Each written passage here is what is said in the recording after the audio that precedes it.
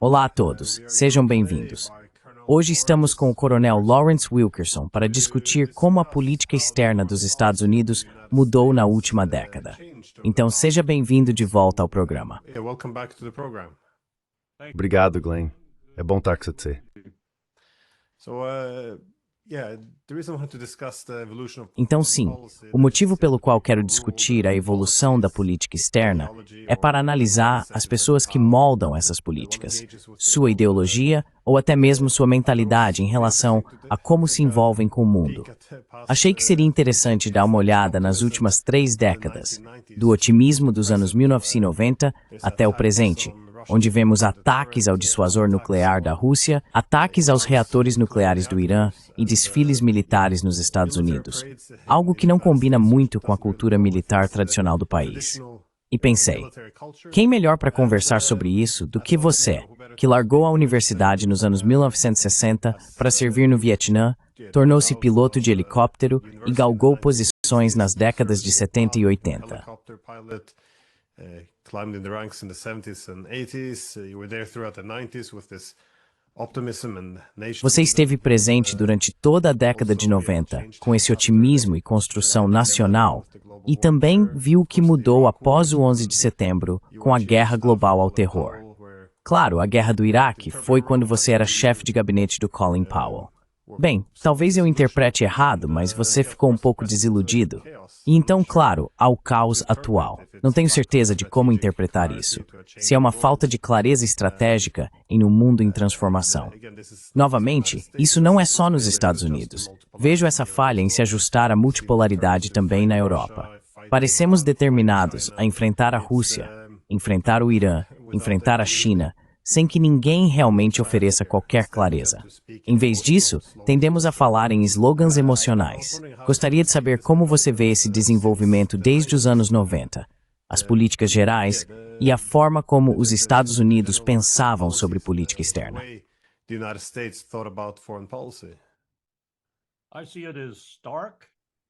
Vejo isso como algo marcante, rápido e catastrófico, e não posso enfatizar isso o suficiente. Como estudante de história, particularmente da história pós-Segunda Guerra Mundial, e como professor que a ensinou a partir de 1948, não acho que haja um momento em nossa história, e certamente não na era da Guerra Fria, em que as coisas tenham mudado tão rapidamente e de forma tão catastrófica.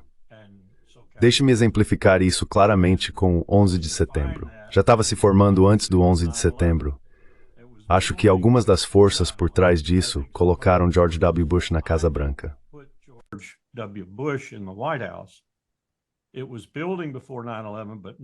Isso já estava se formando antes do 11 de setembro, mas o 11 de setembro, assim como a estratégia do clean break, por assim dizer, dizia, bem, não mencionava o 11 de setembro, mas dizia que precisávamos de algum evento como Pearl Harbor. E isso deu a eles o seu Pearl Harbor. E desde então, o governo dos Estados Unidos tem sido mais ou menos controlado pelo que as pessoas gostam de chamar de Estado profundo. Eu não costumo chamar de Estado profundo, prefiro chamar de oligarcas, que são o verdadeiro poder nos Estados Unidos, assim como sempre foram ao longo da nossa história. Mas agora eles estão no comando. E eles têm um palhaço como presidente dos Estados Unidos. Um palhaço político talentoso que joga muito bem com o sistema e com os tempos.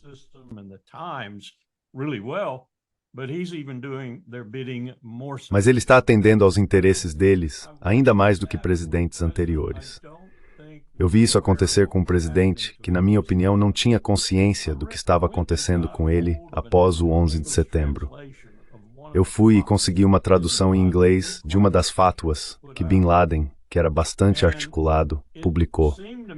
E me pareceu, e até discuti isso com o chefe do Estado-Maior Conjunto, que algumas das coisas que fizemos depois, até mesmo naquela época de H.W. Bush, mas certamente quando ele se tornou secretário de Estado e rediscutimos o assunto, pareciam estar cumprindo os desejos de Bin Laden, que eram essencialmente não matar pessoas em Nova York, não jogar aviões em prédios.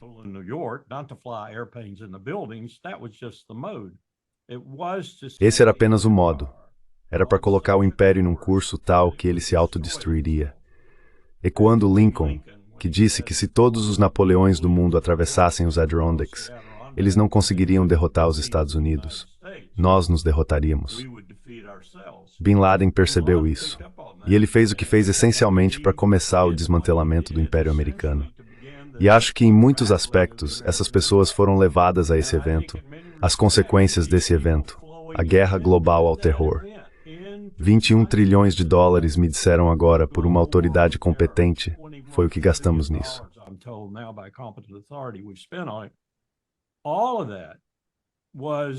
Tudo isso fazia parte do propósito deles em termos de governar o mundo e não permitir um mundo multinodal. Eu prefiro multinodal à multipolaridade. Não gosto da ideia de polos espalhados pelo mundo. Essa é uma expressão do Chas Freeman, embaixador Chas Freeman, multinodalidade. E acho que é melhor, é mais descritiva, mas eles não queriam isso. Nós éramos o rei e continuaríamos sendo o rei. E agora eles controlam as rédeas do poder em todos os elementos do nosso governo. No Congresso, na Suprema Corte e na presidência. Eles têm um palhaço na presidência, como eu disse, até certo ponto. Mas isso é ainda melhor para eles, porque quem realmente está comandando as coisas são eles, nos bastidores.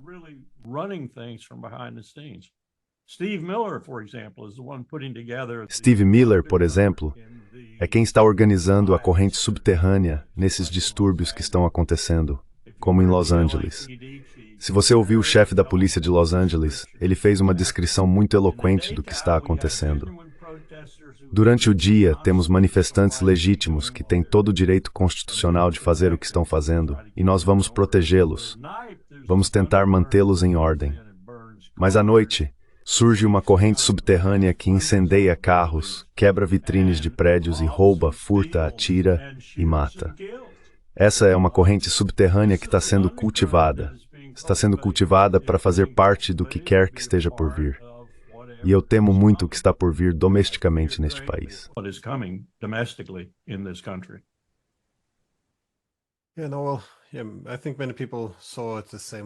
Acho que muitas pessoas viram da mesma forma, que algumas das forças neoconservadoras mais radicais aproveitaram muito o 11 de setembro para promover uma política externa muito mais militarista visando a hegemonia. Mas me interessei pelo que você disse sobre Bin Laden, porque como a reação dos Estados Unidos resultaria no esgotamento do Império.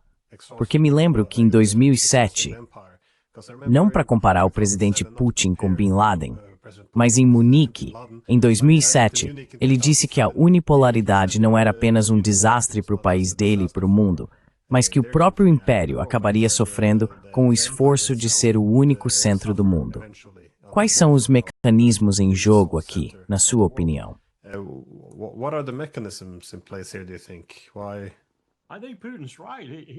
Acho que Putin está certo. É pelo mesmo motivo que ele não quer toda a Ucrânia.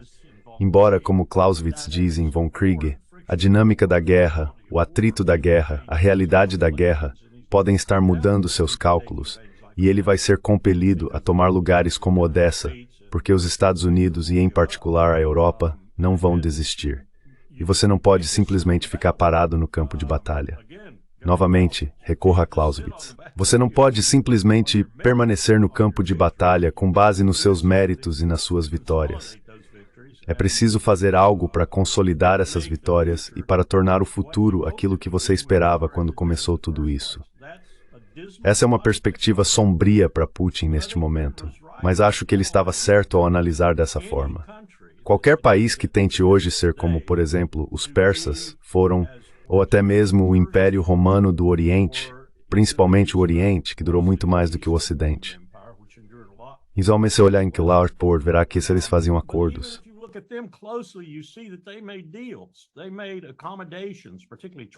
Eles fizeram concessões, especialmente acordos comerciais e econômicos, rotas, produtos e assim por diante.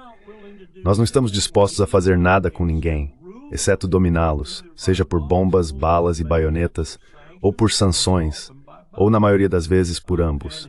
E ele estava dizendo, Putin estava dizendo, Bin Laden estava dizendo, essa atitude em relação ao mundo vai destruir o império. Quero dizer, pode-se dizer que ele foi muito profético. Putin estava dizendo, de forma muito prática, que é exatamente isso que está acontecendo. Qualquer um que tente, Putin, Se eu tentar chamar a Ucrânia de minha e controlá-la, terei uma interminável guerra de guerrilha partisana. E esses são combatentes de guerrilha duros.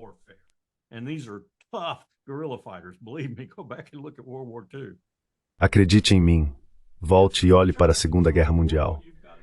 Se você tentar controlar o mundo, terá um problema ainda maior, um problema incrivelmente impossível de administrar. E é isso que estamos tentando fazer. É isso que estamos tentando restabelecer, porque perdemos isso, pelo menos no que diz respeito ao mundo ocidental, e em parte do resto do mundo também, certamente no Nordeste Asiático, quando a Guerra Fria, por assim dizer, foi para o nosso lado. E ela não foi para o nosso lado. Isso também é curioso. Qualquer estudioso que realmente tenha analisado isso vai te dizer que nós não vencemos a Guerra Fria. Mikhail Gorbachev desistiu. E ele desistiu porque percebeu que o sistema que os soviéticos haviam estabelecido estava fracassando. Fracassando dramaticamente, especialmente do ponto de vista econômico.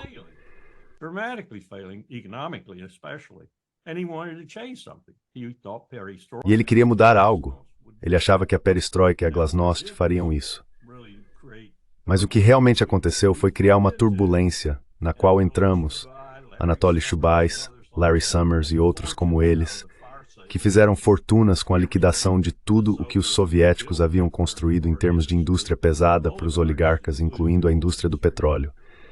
E nós ajudamos nessa deterioração, por assim dizer. Mas Putin entrou, assumiu, administrou e colocou a Rússia de volta nos trilhos.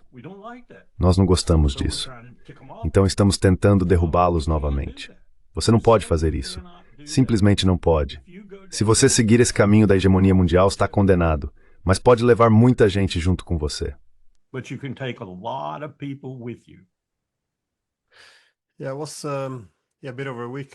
Sim, foi há pouco mais de uma semana.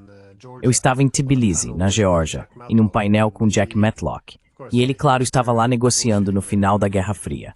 E nesse painel, ele continuou batendo nessa tecla também, que nós não vencemos a Guerra Fria. Isso não é um argumento falso. Na verdade, ele estava destacando, e também escreveu sobre isso em outros lugares, porque isso é muito perigoso. Uma vez que você começa a reivindicar a vitória, então você passa a ditar os termos da paz que se segue, o que se torna uma paz hegemônica. E nas palavras dele, bem, não tenho certeza se ele usou exatamente essas palavras, mas isso foi, de fato, uma facada nas costas dos russos.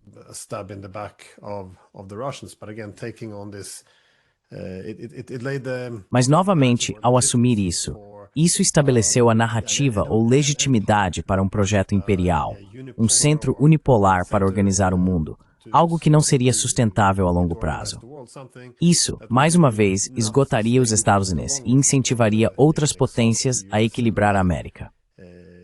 Bem, é por isso que achei o 11 de setembro um ponto interessante no tempo, porque em 2001, os Estados Unidos tinham cerca de 5 trilhões de dólares em dívida, e seus principais oponentes, seja China ou Rússia, tinham como principal política se alinhar o mais próximo possível dos Estados Unidos. Hoje, são 37 trilhões de dólares, e a principal política deles é trabalhar juntos para conter os Estados Unidos.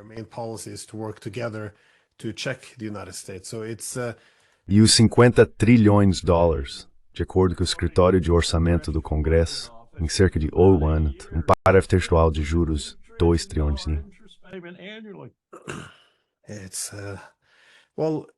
Bem, apenas olhando esses números, é preciso refletir um pouco sobre se escolhemos ou não o caminho errado aqui e como corrigir o rumo, porque isso certamente não é sustentável. Mas o que é interessante sobre a guerra do Iraque, mesmo já tendo se passado mais de 22 anos, é que isso aconteceu logo após o 11 de setembro. Eu ainda me lembro, muitos dos movimentos, sentimentos e posturas militaristas ainda estavam muito presentes no ar em termos de como tudo foi justificado. E considerando que você estava lá como chefe de gabinete do Colin Powell, qual era o sentimento naquele momento? O que você vivenciou, considerando que foi justamente nessa época que os neoconservadores assumiram o controle da política externa dos Estados Unidos?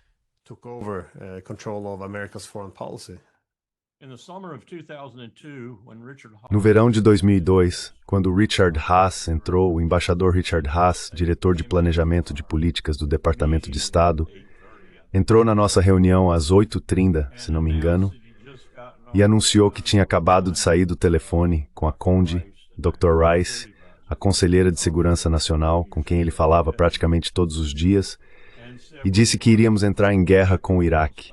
Eu quase caí da cadeira. O mesmo aconteceu com a maioria dos outros cerca de 25 planejadores de políticas que estavam no escritório naquele dia. Exploramos um pouco mais o assunto depois da reunião. Aquilo foi apenas um anúncio preliminar. Depois tivemos a reunião. Mas havia muitos sussurros ao redor da mesa. E as 3 pessoas responsáveis pelo Oriente Médio, na equipe de planejamento de políticas, e eu fomos para o meu escritório depois e dissemos, que diabos? E Siberia Gustav, por isso?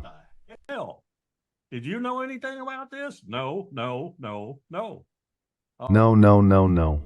O que você acha que está acontecendo? Bem, talvez a gente descubra. Nas semanas seguintes, descobrimos que o governo realmente estava tirando o foco do Afeganistão e olhando para o Iraque. Não conseguíamos entender isso. Fizemos algumas pesquisas, refletimos sobre o que isso poderia significar. E então, claro, a situação evoluiu. E evoluiu de forma dramática para mim. Porque naquela época, em agosto de 2002, se bem me lembro, eu havia me tornado chefe de gabinete do Colin. Então ficou muito claro para mim, naquele período, que aquilo era algo realmente muito diferente do que qualquer um esperava. Aliás, o Richard estava trabalhando sob ordens do secretário para, entre aspas, tornar as sanções mais inteligentes em relação ao Iraque. Fim de citação. Essa era sua principal tarefa como diretor de planejamento de políticas, porque as sanções estavam prejudicando as crianças iraquianas.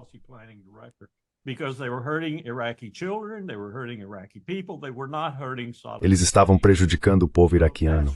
Eles não estavam prejudicando Saddam Hussein. Então era nisso que estávamos focados. E de repente agora estamos vendo o governo pensando em ir para a guerra e derrubar Saddam Hussein. Tivemos todo tipo de discussões profissionais, militares, aconteceram entre o secretário e eu. O que acontece quando destruímos esse equilíbrio de poder? Nossa conclusão, bem, teremos que ocupar o território no Oriente Médio para restaurar esse equilíbrio de poder, o equilíbrio entre Bagdá e Teherã e vice-versa que havia sido cuidadosamente construído, se você se lembra, após a Primeira Guerra do Golfo. Nós até permitimos que os xiitas se levantassem, e não, sabe, os ajudamos a derrubar Saddam Hussein, porque não queríamos derrubar Saddam Hussein.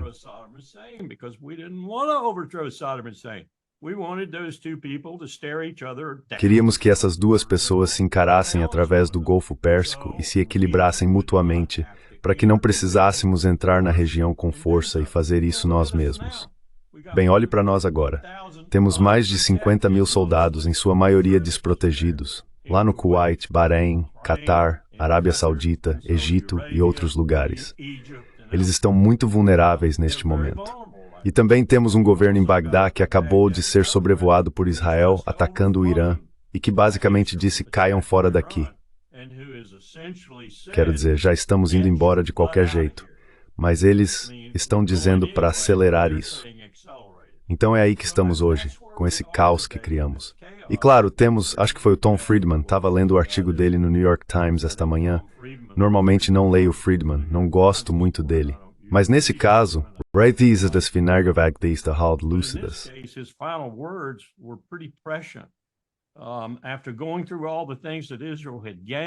Depois de analisar todas as coisas que Israel havia conquistado, e entre parênteses, que os Estados Unidos haviam conquistado ao usar seu cão de ataque, Israel, ele disse o seguinte: ok, tudo parece estar acontecendo e se encaminhando para Israel, e em última análise, para os desejos dos Estados Unidos, mas cuidado com as colunas que caem. Essa é uma citação direta, cuidado com as colunas que caem. Em outras palavras, o Império Persa desmoronando. Cuidado com isso. E a primeira coisa que eu diria é o que disse ao secretário Powell. E ele sabia do que eu estava falando porque também era um homem militar. Eu disse, secretário, por que alguém acha que por causa do ódio que temos pelos persas, devido à derrubada do Shah, e é disso que se trata grande parte disso para os Estados Unidos. Isso é uma razão de Estado racional.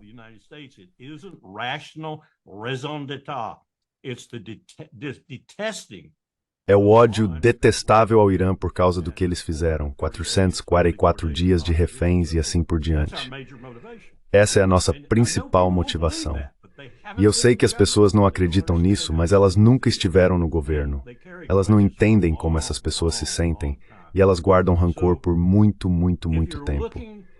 Então eu disse ao secretário, se você está olhando para isso de um ponto de vista puramente realista, o que faz alguém pensar que um país de quase 90 milhões de pessoas, mais de 50% delas persas, com uma história de 5.000 anos, quando for aliviado de um governo teocrático e um novo governo, esperançosamente alcançado de forma democrática, for instalado como Mossadegh em 53 que nós derrubamos, que os interesses nacionais deles vão mudar.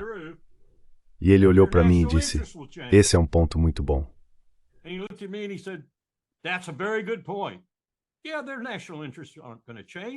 Sim, os interesses nacionais deles não vão mudar. Eles estão em uma parte muito perigosa do mundo. Israel é um grande componente desse perigo. Os Estados Unidos estão por trás deles. Então, o que te faz pensar que qualquer governo instalado no Irã, de qualquer forma decente, vai ter interesses nacionais diferentes dos que o Irã atual tem em relação a Israel e aos Estados Unidos? E eu diria mais em relação aos seus vizinhos do outro lado do Golfo. É disso que o Tom está falando. Cuidado com os pilares que caem.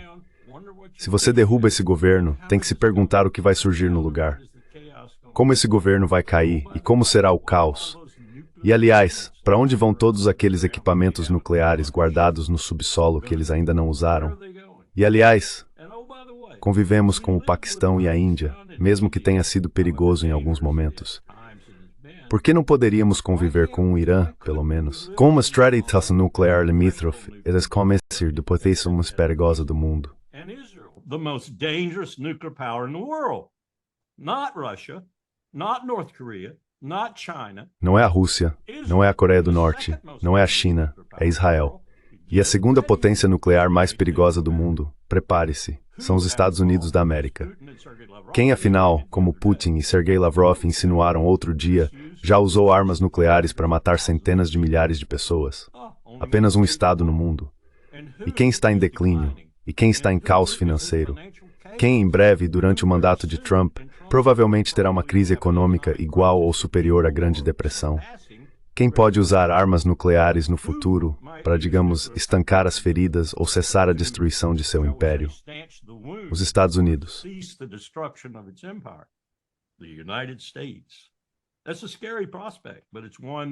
Essa é uma perspectiva assustadora, mas é algo que qualquer pessoa com senso de história e consciência do que está acontecendo no mundo hoje não pode deixar de concluir. Posso descrever vários cenários em que isso aconteceria, seja no Sudoeste Asiático, no Mar do Sul da China ou em qualquer outro lugar. E a outra questão que as pessoas não estão respondendo. Por que a Coreia do Norte? Nós concluímos no grupo de trabalho especial que tivemos no Departamento de Estado, que foi um dos melhores grupos dos quais já participei, com mais de 70 pessoas do grupo Interagências que trabalharam incansavelmente juntas para lidar com a Coreia do Norte, nós concluímos que era um Estado criminoso, basicamente, fundamentalmente um Estado criminoso. Ok, eles têm armas nucleares.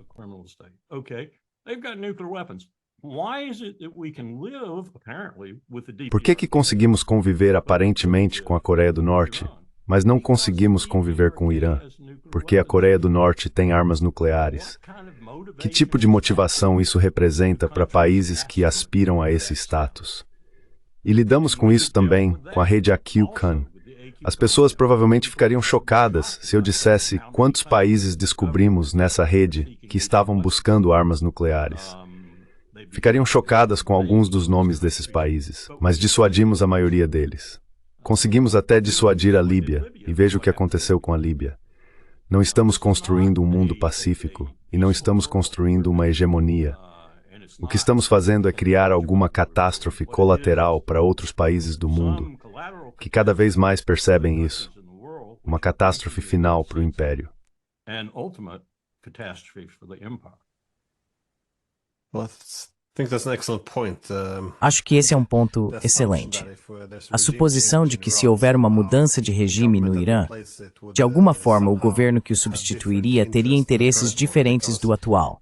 Porque continuamos falando que, bem, a solução sempre parece ser a mudança de regime.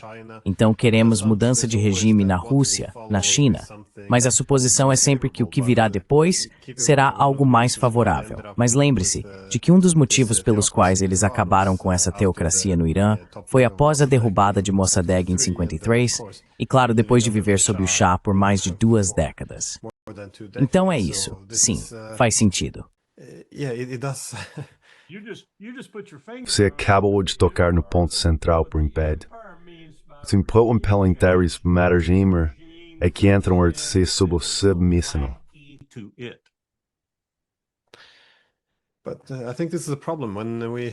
Mas eu acho que isso é um problema. Quando temos essas guerras permanentes, sempre precisamos legitimar o que não deveria ser legitimado. Temos essa necessidade de mentir para o público, para vender as guerras, e também de demonizar os oponentes, como o Irã, a ponto de a paz não ser considerada possível. Porque, bem, você acha que houve uma oportunidade de acordo com o Irã? Porque, pelo que entendi, os próprios Estados Unidos, suas agências de segurança, agências de inteligência, realmente não acreditavam que o Irã estivesse buscando uma arma nuclear. Isso pode não ser mais o caso, aliás, depois desse ataque surpresa aos seus reatores nucleares.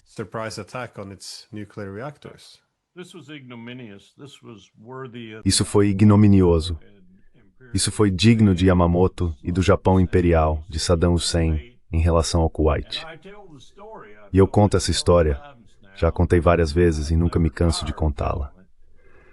Quando estávamos diante da perspectiva de uma grande guerra no Iraque, durante o período que chamamos de tempestade no deserto, quando estávamos reunindo mais de 600 mil forças da coalizão no sudoeste asiático para expulsar o exército de Saddam do Kuwait, a resolução da ONU basicamente dizia, bem, eu fui até Powell com um documento de uma página porque ele havia me pedido. Classifiquei o documento no mais alto nível possível. Coloquei todas as classificações que você possa imaginar. Fiz uma única cópia e fui até ele para apresentar o briefing, porque ele havia me solicitado.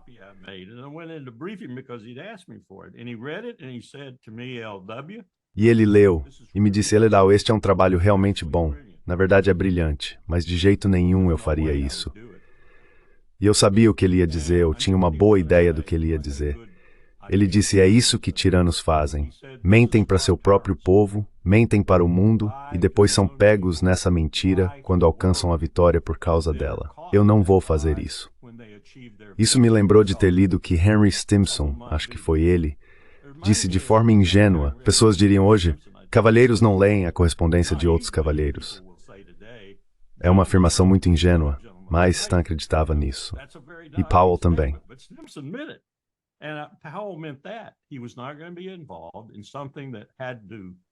Ele não iria se envolver em algo que, para ser bem-sucedido e criar a surpresa que queríamos, exigia que mentíssemos para o povo americano e para a comunidade internacional. Ele não faria isso. Ele tinha mais confiança na capacidade do exército americano de fazer o que precisava no campo de batalha sem esse tipo de surpresa tática. Nós simplesmente rasgamos isso. Donald Trump rasgou isso e depois riu disso.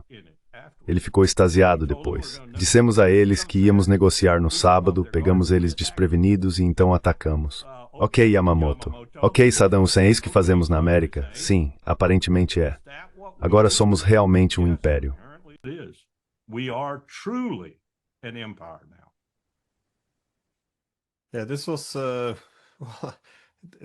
Hoje em dia não é fácil me surpreender, mas mesmo assim, isso foi chocante. O jeito como eles se referem a nós, tentando, como é que se diz, iludir o Irã com uma falsa sensação de segurança ao mencionar as negociações, enquanto no meio das negociações já estavam preparando o ataque do dia seguinte.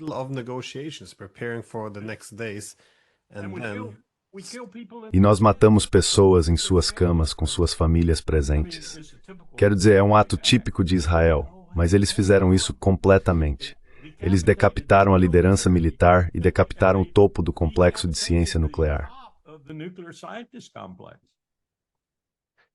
Trump até colocou isso em um tweet, se não me engano, que outras pessoas com quem negociamos estão mortas. Exatamente, foi uma encenação.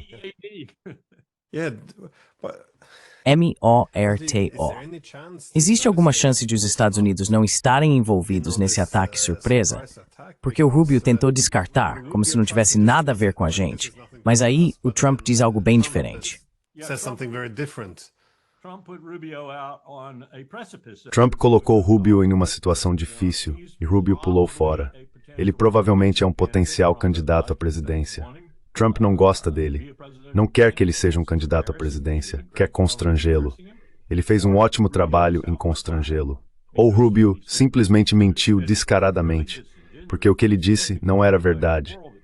E foi realmente desonesto, porque qualquer pessoa no mundo que conheça a situação, mesmo que remotamente, sabe que ele mentiu. Pareceu uma mentira realmente estúpida para proteger cidadãos americanos desprotegidos na região. Agora, essa é uma ótima motivação.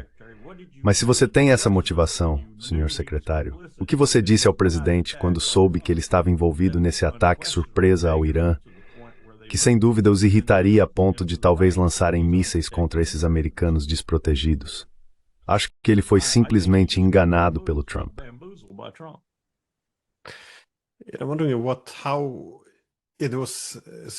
Estou me perguntando sobre as sugestões de Trump de que o Irã deveria voltar à mesa de negociações novamente, depois de terem sido traídos. Mas como eles poderiam fazer isso agora? Porque um dos motivos pelos quais foi possível matar todos aqueles cientistas nucleares foi justamente a transparência exigida pela AIEA. Eu queria saber se você já pensou um pouco sobre como o ataque ao poder de dissuasão nuclear da Rússia está ligado a isso. Porque há algumas semelhanças. Por exemplo, eles enviaram drones que foram lançados de dentro do país. Além disso, os russos deixarem seus bombardeiros nucleares estacionados do lado de fora fazia parte do controle de armas. O Irã ser aberto sobre seus cientistas nucleares, o que está localizado onde, também era por causa da transparência exigida em tratados de armas. Quero dizer, isso vai ter consequências imensas, não vai? E além disso, como você interpreta as semelhanças entre os ataques às, vou chamar assim, instalações nucleares em cada país?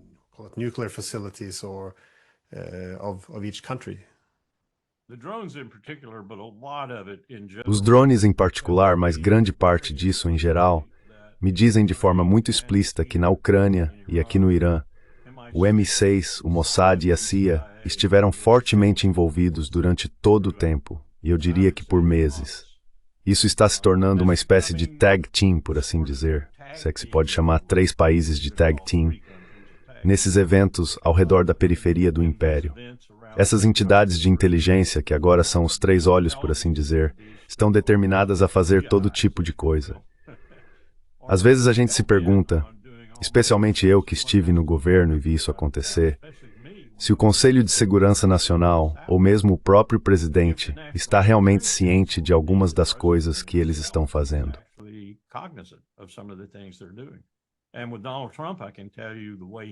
E com Donald Trump, posso dizer que a forma como ele lida com informações de inteligência, posso afirmar quase categoricamente, ele não está totalmente a par do que estão fazendo. O que isso significa? Bem, significa que muitas coisas, atos nefastos, estão sendo feitos em nome do povo americano, sem que esse povo tenha qualquer conhecimento disso. Acho que isso, por si só, é um desenvolvimento perigoso. E fico me perguntando o que Tulsi Gabbard pensa sobre isso e o que ela poderia eventualmente fazer a respeito, caso tenha alguma visibilidade. Porque o que vi quando criamos o DNI, e antes disso, quando George Tenet, por exemplo, era um diretor tradicional da CIA, que passou a direção da agência para seu vice, John McLaughlin, e depois se tornou o diretor de inteligência central, o DNI após a mudança da lei.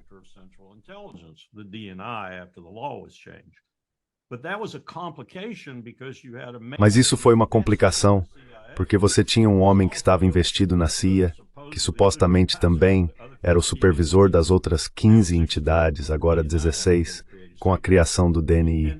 E aqui está uma medida que o Congresso tomou, e isso é indicativo do que venho dizendo.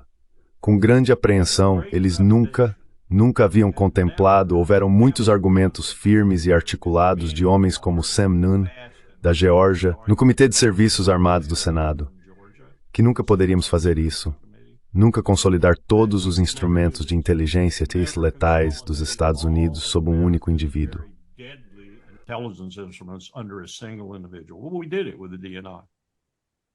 Nós fizemos isso com o DNI.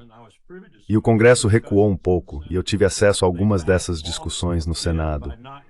Eles recuaram um pouco ao não dar ao DNI o que chamamos de poder sobre pessoas e poder sobre dinheiro, ou seja, seu próprio orçamento, que rivalizasse com qualquer outra entidade do complexo, e a capacidade do DNI de tirar alguém como Tom Finger, por exemplo, ou John Negroponte, ou quem quer que fosse, e colocá-lo em outro lugar. E o medo era que eles tirassem muitos deles do INR e do Departamento de Estado, porque essa é a melhor comunidade de inteligência do governo americano. Bem, me disseram que o Trump prometeu a Tulsi para convencê-la a aceitar o cargo que ele corrigiria isso.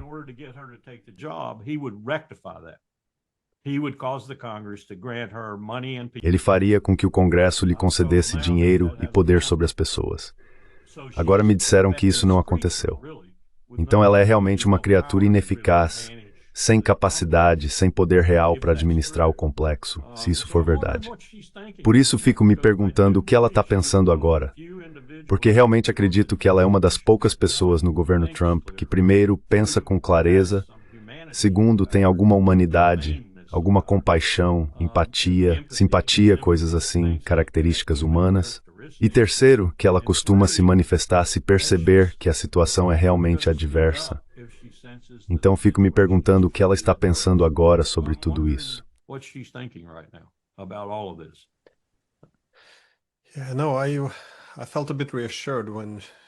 Fiquei um pouco mais tranquilo quando ela assumiu esse cargo de destaque, porque, como você disse, ela parecia ter alguns princípios em ordem e representava a grande resistência contra os neoconservadores e essas guerras intermináveis. Mas agora, novamente, com os ataques tanto à Rússia quanto ao Irã, acho que há outra semelhança. Conversei com Jeffrey Sachs sobre a questão da Rússia, e ele também não tinha certeza se Trump havia perdido o controle do seu governo ou se estava ciente do que acontecia. Então, ou é incompetência ou é ser enganoso e agressivo. Mas o mesmo se aplica ao Irã, imagino. Ou ele não tem controle sobre seu governo, ou enganou os iranianos o tempo todo, planejando traí-los no momento em que estivessem mais vulneráveis. Concordo com o Jeffrey. E eu tendo a ficar do lado de que Trump não tem controle, e ele só recolhe os pedaços depois. Whenever, but isso pode ser mais assustador. Eu sei.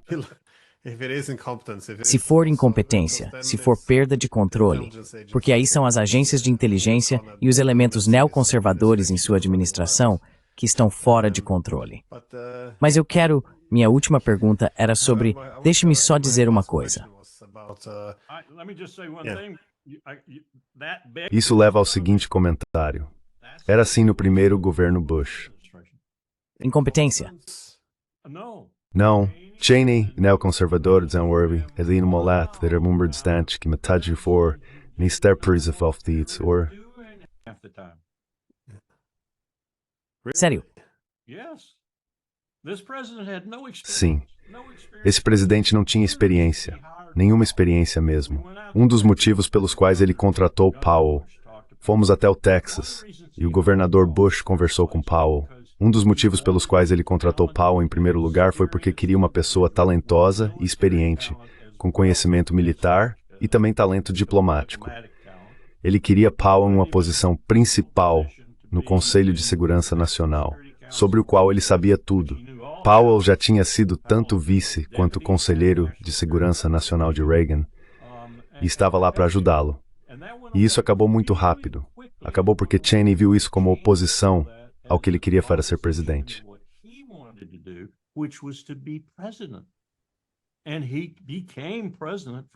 E ele se tornou presidente por causa da segurança nacional. O único portfólio que Bush tinha era o No Child Left Behind e HIV/AIDS. Eram só esses, e o presidente nem sabia disso. O presidente achava que estava governando o país. Quem realmente governava o país, em todos os aspectos importantes de política externa e de segurança, era o Cheney. Agora o Cheney percebeu isso. O Bush percebeu depois do primeiro mandato e ele demitiu o Rumsfeld e colocou o Cheney de lado. E o segundo mandato dele, se você olhar de perto, foi muito melhor do que o primeiro, especialmente em segurança e política externa. Reconquistamos a Alemanha, fizemos algumas correções, consertamos algumas coisas, e a Conde virou secretária de Estado e teve uma relação muito próxima com o Bush.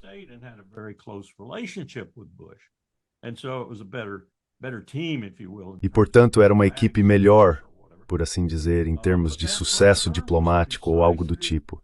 Mas o primeiro mandato não foi assim, exatamente pelos mesmos motivos. George Bush tinha interesse. George Bush lia. George Bush tinha alguma noção de história, não muita, mas alguma.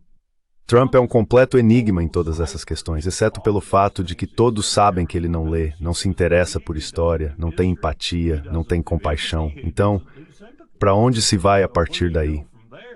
Você tem uma pessoa muito diferente.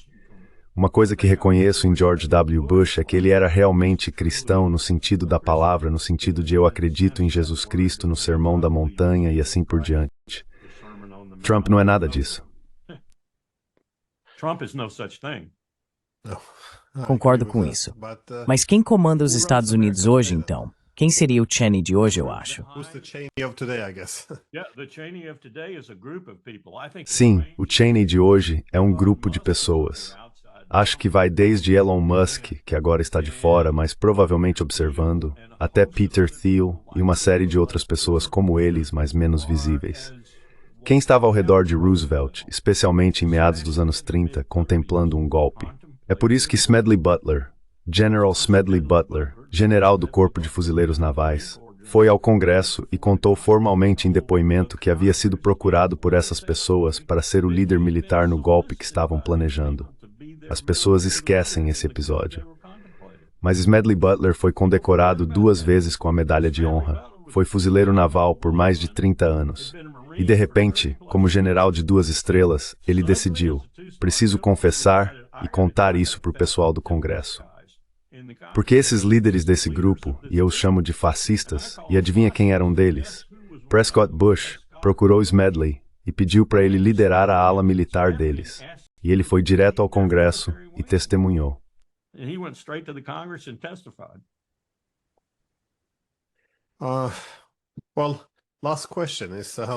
Bem, a última pergunta é sobre o desfile militar.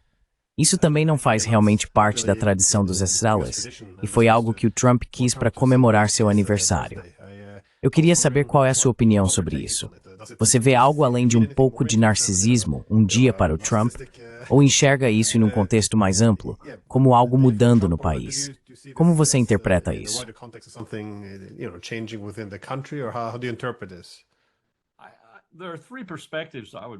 Há 3 perspectivas que eu traria para essa questão, especialmente como alguém que leciona sobre isso há tanto tempo, pelo menos partes disso.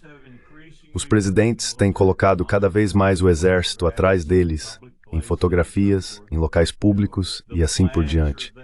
As bandeiras estão lá, os aniversários estão lá, os uniformes estão lá, porque eles querem que as pessoas vejam que são aceitos pelos militares. Esse é o primeiro ponto. E Trump não é diferente nesse aspecto. O segundo ponto é que eu acho que eles estão procurando, eles sendo Stephen Miller e outros associados, acho que Steve Bannon também está nisso, com essa comitiva que está abaixo e ao lado de Trump, e está orquestrando coisas como os distúrbios em Los Angeles. Acho que eles estão procurando almas simpáticas dentro das Forças Armadas.